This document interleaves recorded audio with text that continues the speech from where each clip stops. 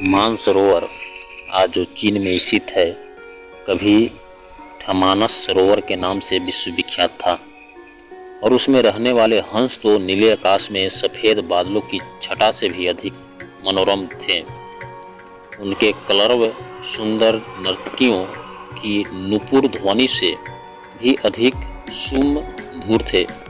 उन्हीं सफ़ेद हंसों के बीच दो स्वर्ण हंस भी रहते थे। दोनों हंस बिल्कुल एक जैसे दिखते थे और दोनों का आकार भी अन्य हंसों की तुलना में थोड़ा बड़ा था। दोनों समान रूप से गुणवान और सिलवान भी थे। फर्क था तो बस इतना कि उनमें एक राजा था और दूसरा उसका वफादार सेनापति। राजा का नाम धृतराष्ट्र था और सेनापति का नाम सुमुख। दोनों हंसों की चर्चा देवों, नागों, यक्षों और विद्याधर नलनाओं के बीच अक्सर हुआ करते थे।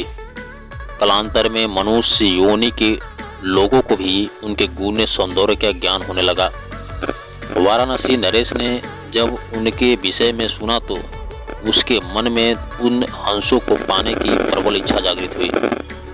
तत्काल उसने अपने राज्य में मानस सदृश एक मनोरम सरोवर का निर्माण करवाया, जिसमें हर प्रकार के आकर्षक जलीय पौधे और विभिन्न प्रकार के कमल जैसे पद्म, उत्पल, कुमुद, पुंडरिक, सौगंधिक, तमरस और कलहर विकसित करवाए।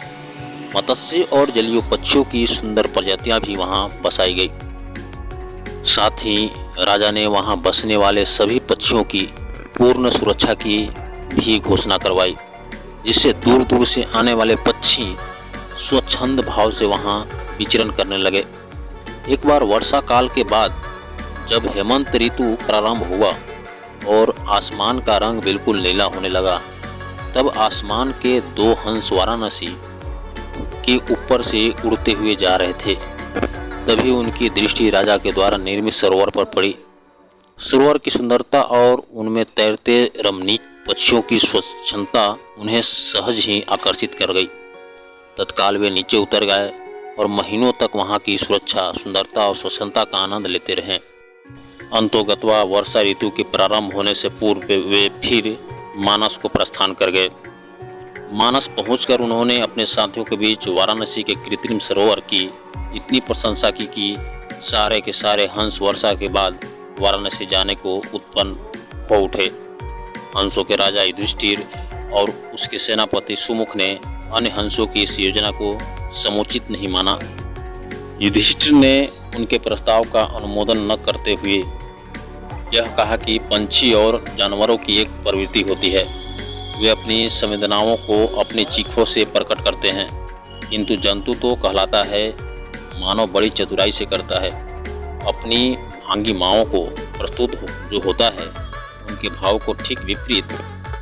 फिर भी कुछ दिनों के बाद हंस राज्य को हंसों के जीत के आगे झुकना पड़ा और वह वर्षा ऋतु के बाद मानस के समस्त हंसों के साथ वाराणसी को प्रस्थान कर गया। जब मानस के हंसों का आगमन वाराणसी के सरोवर में हुआ और राजा को इसकी सूचना मिली, उसने अपने एक निषाद को उन दो विशिष्ट हंसों को पकड़ने के लिए नियुक्त किया। एक दिन युधिष्ठिर जब सरोवर के तट पर स्वच्छंद भ्रमण कर रहा था, तभी उसके पैर निषाद द्वारा बिछाए गए जाल पर पड़े। अपने पकड़े जाने की चिंता छोड़ उसने अपनी तीव्र चीखों से अपने साथी हंसों को तत्काल वहां से प्रस्थान करने को कहा, जिससे मानस के सारे हंस वहां से क्षण मात्र में अंतर्ध्यान हो गए। रह गया तो केवल उसका एकमात्र वफादार हम सकल सेनापति सुमुख। हंसराज ने अपने सेनापति को भी उड़ जाने की आज्ञा दी, मगर वह दृढ़ता के साथ अपने राजा के पास ही जीना मरना उचित समझा। निषाद जब उन हंसों के करीब पहुंचा तो वह आश्चर्यचकित रह गया, क्योंकि पकड़ा तो उसने एक ही हंस था, फिर भी दूसरा उसके सामने निर्भीक खड़ा था। निषाद ने जब दूसरे हंस से इसका कारण पूछा तो वह और भी चकित हो गया, क्योंकि दूसरे हंस ने उसे यह बताया कि उसके जीवन से बढ़कर उसकी वफादारी और स्वामी भक्ति है। एक पक्षी के मुख से ऐसी बात सुनकर निषाद का हृदय परिवर्तन हो गया। वह एक मानव था किंतु मानव धर्म के लिए वफादार नहीं था। उसने हिंसा का मार्ग अपनाया था और प्राणात्यापात से अपना जीवन निर्वाह करता था। शीघ्र ही उस निषाद ने अपनी जागृत मानवता के प्रभाव में आकर दोनों ही हंसों को मुक्त कर दिया। दोनों हंस कोई साधारण हंस तो थे नहीं। उन्होंने अपनी दूरदृष्टि से यह जान लिया था कि वह निषाद निस्संदेह राजा के कोप का भागी बनेगा। अगर निषाद ने उनकी जान बख्शी थी तो उन्हें भी निषाद की जान बचानी थी। अतः तत्काल वे निषाद के कंधे पर सवार हो गए और उसे राजा के पास चलने को कहा।